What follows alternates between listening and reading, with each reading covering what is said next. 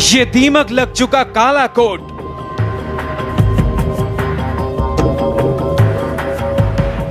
ये फटी सदरी,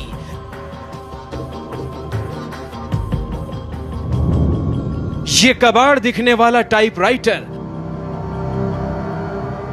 इसी फटे पुराने काले कोट से हिंदुस्तान को लोकतंत्र का कवच मिला। तार तार हो चुके इस कोट से आपको वोट का अधिकार मिला। इन फटी टाइयों ने 120 करोड़ लोगों को आवाज दी है। चीथड़े चीथड़े हो चुके कुर्ते की वजह से ये संसद बनी है।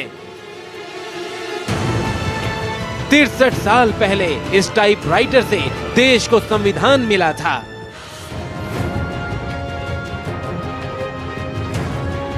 आज ये सारी निशानियां बोलेंगी, हर हिंदुस्तानी को हिला देंगी।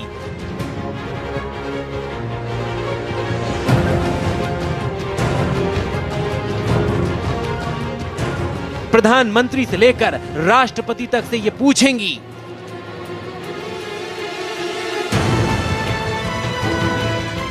हर पार्टी को झकझोर देंगी।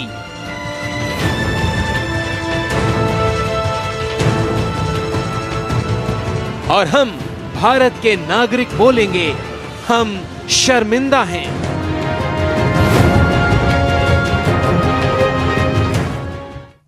हम शर्मिंदा हैं। कोई भी गैरतमंद हिंदुस्तानी ये तस्वीरें देखने के बाद नजरें नहीं उठाना चाहता। कल पूरा देश दुनिया के सबसे बड़े लोकतंत्र के निर्माता डॉक्टर भीमराव अंबेडकर की 122वीं जयंती मनाने जा रहा है। बड़े बड़े नेता उनकी तस्वीरों और मूर्तियों पर हार चढ़ाने की तैयारी में हैं। उन तमाम नेताओं से हमारी अपील है कि आज ये तस्वीरें जरूर देखें और फिर देश की जनता को जवाब दें कि ऐसा क्यों हुआ। इंडिया टीवी के रिपोर्टर अभिषेक उपाध्याय की आंखें खोल देने वाली ये रिपोर्ट देखिए। बाबा साहब भीमराव अंबेडकर, भारत के संविधान के निर्माता। अंबेडकर की तस्वीरों की पूजा होती है। बड़ी बड़ी पार्टियां उनके नाम पर वोट मांगती हैं, जिनकी मूर्तियां भारत में राष्ट्रपिता महात्मा गांधी से ज्यादा हैं।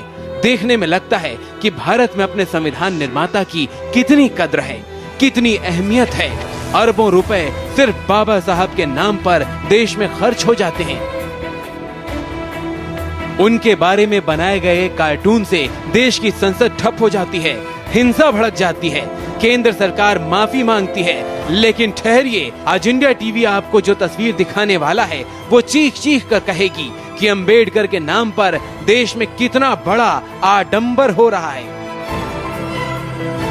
अब आने वाली हकीकत को जरा गौर से देखिए। चलिए चिंचोली, बाबा साहब अंबेडकर की दीक्षा भूमि नागपुर के पास।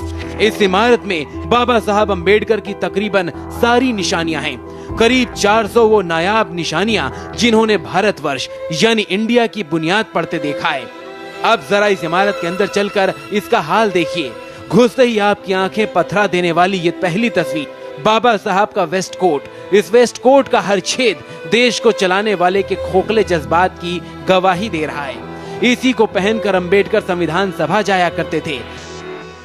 जरा सोचिए, हिंदुस्तान के सबसे बड़े लोकतंत्र की नींव रखने वाले शख्स की याद को हमने कितना फटेहाल बना दिया है। दीमक इसे चाट चुका है।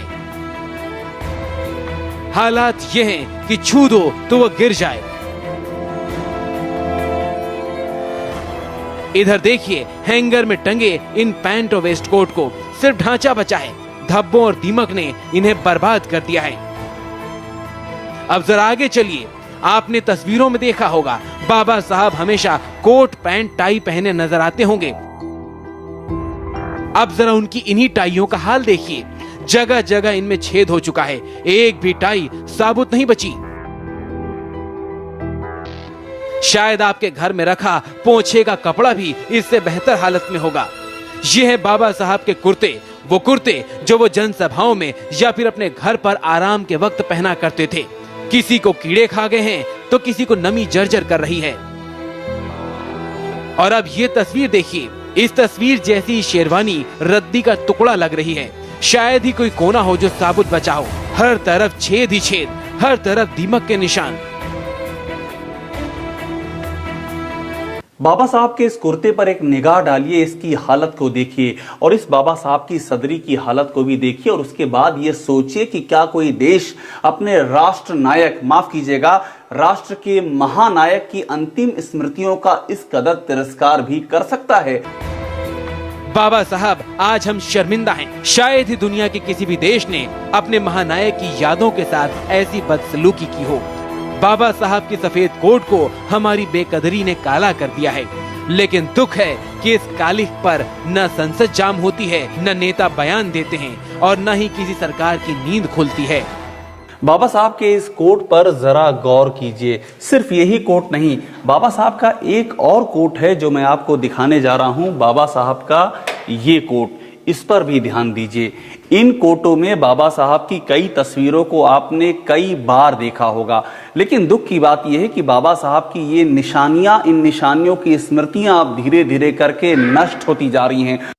यहाँ की हर तस्वीर एक एक तमाचा है उन लोगों के चेहरों पर जो बाबा साहब के नाम पर राजनीति तो करते हैं, लेकिन हकीकत में बाबा साहब के सिद्धांतों और उनकी निशानियों से इनका कोई लेना देना नहीं है। अंबेडकर की ऐसी मूर्तियां तकरीबन हर शहर में मिल जाएंगी। वही कोट है, टाई है, चश्मा है, सब कुछ पत्थरों में है। यादें भी पत्थर हो चुकी हैं। अंबेडकर की इन स्मृतियों को पत्थरों के रूप में आप तमाम जगहों पर देख सकते हैं, लेकिन जो हकीकत में स्मृतियां हैं वो एक कमरे में दीमकों के हवाले कर दी गई हैं। उनकी सुध लेने वाला कोई नहीं है और बाबा साहब की विरासत को देखने वाले बस कुछ ही लोग बचे हैं।